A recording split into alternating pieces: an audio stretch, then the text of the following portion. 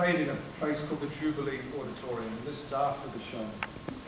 That night, our work done, we rolled out of the Jubilee, down the valley and swam around in the Saskatchewan, then partied with some comely Canadian fur traders, like it was 1791.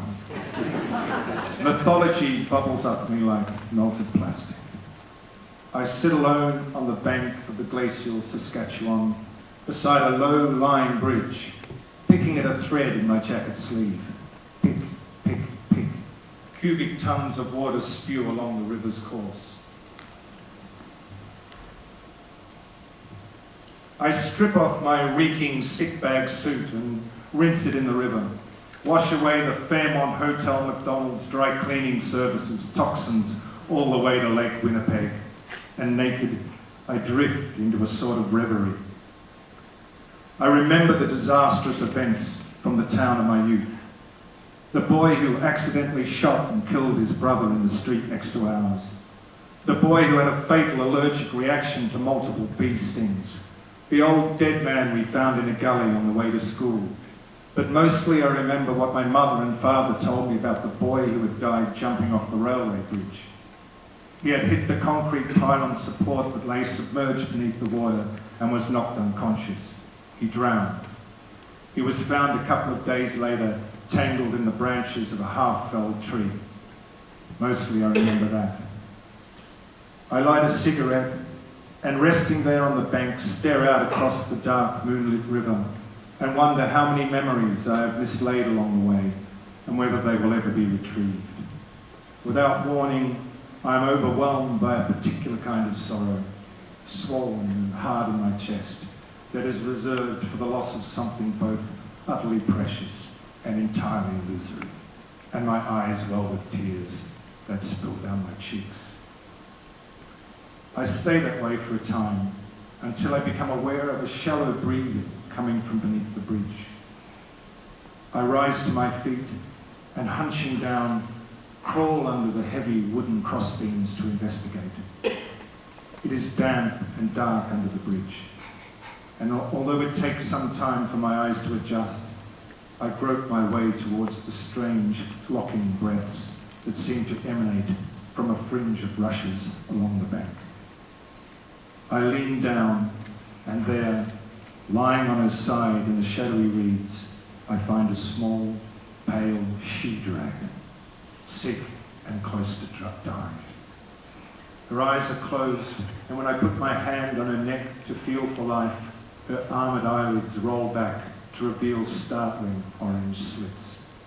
She looks at me for a moment and then closes her eyes. There is the faintest discernible pulse. I kneel down and wrap the dragon in the jacket of my suit, and with some difficulty carry her up the slope to the majestic Fairmont Hotel and McDonald in Edmonton. Mythology bubbles up within me and all about me. The dragon lies on the bed in my suite at the Fairmont. Her breath is so shallow as to be almost non-existent. Sometimes her breathing catches and stops, and I think she has died, and I panic and wring my hands, but then there is the odd clicking noise in her throat, and her delicate respirations begin again. I have turned up the lights as the brightness seems to agitate her. A phone rings repeatedly in the room next door.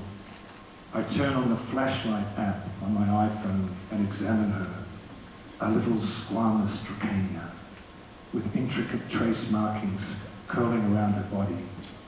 On the webbed back foot is a long bone spur used to poison her attackers. Her sexual organ is a neat blue-rimmed fold, and the waxy skin on her belly, under the light of the iPhone, has an opaline sheen that is heartbreaking. Everything is happening, and has happened, and will always happen. Everything that exists has always existed, and will continue to exist. Memory is imagined, it is not real. Don't be ashamed of its need to create. It is the loveliest part of your heart. Myth is the true history. Don't let them tell you that there are no monsters.